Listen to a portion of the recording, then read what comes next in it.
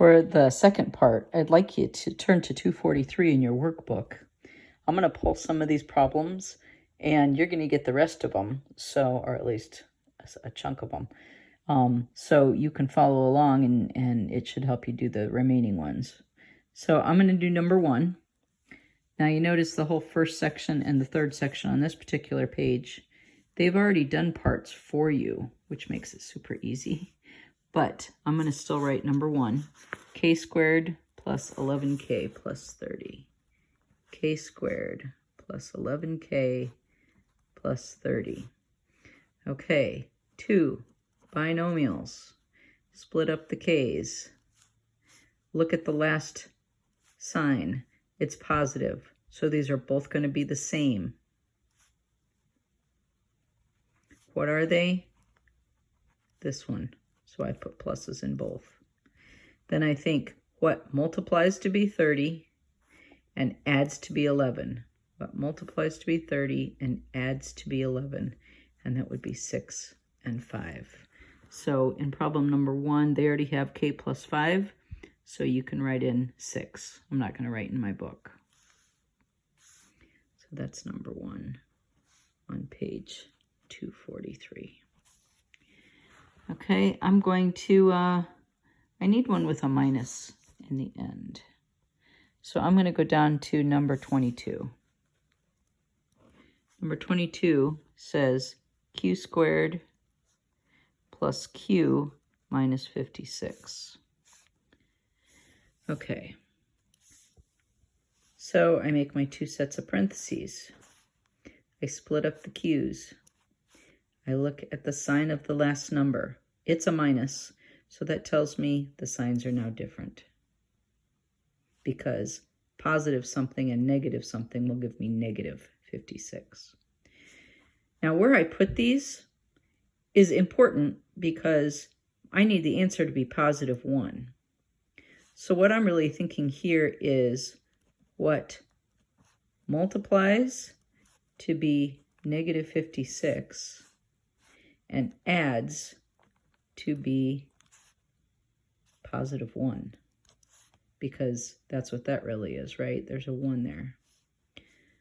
So negative 56 is the product and 1 is the sum.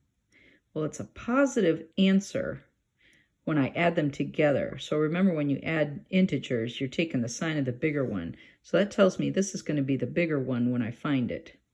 And things that multiply to be 56 but add to be 1 would be positive 8 and negative 7. See, if I put the 7 here and the 8 here, then I would get negative 1 when I did the outsides and insides. See, the only reason you're having to worry about these two numbers, well, let me say that better. The q's are giving you the q squared. The 8 and the 7 are multiplying to be 56. But where you place all that is going to give you the outsides and the insides to give you the middle, okay? So it would be okay to say q minus 7 first and q plus 8, but it would not be okay to say q minus 8, q plus 7, okay? That is not right. So you do have to check the signs when you're done, okay? Let's do number 20, random. B squared minus 11b plus 24.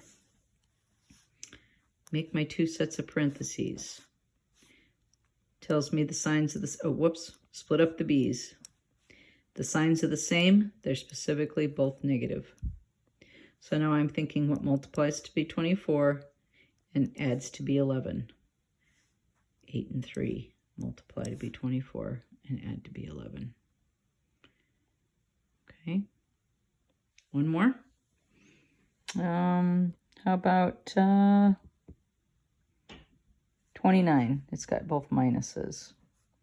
P squared minus 6p minus 16. So 2 sets of parentheses. Split up the p's. This tells me that they are different. So one's going to be plus, one's going to be minus. What multiplies to be 16 and adds to be negative 6? Well, 8 and 2 make 16. And if one of them is a negative, it's going to give you a 6. But if I want it to be negative 6, then that has to be the bigger number. So p squared minus 8p plus 2p minus 16.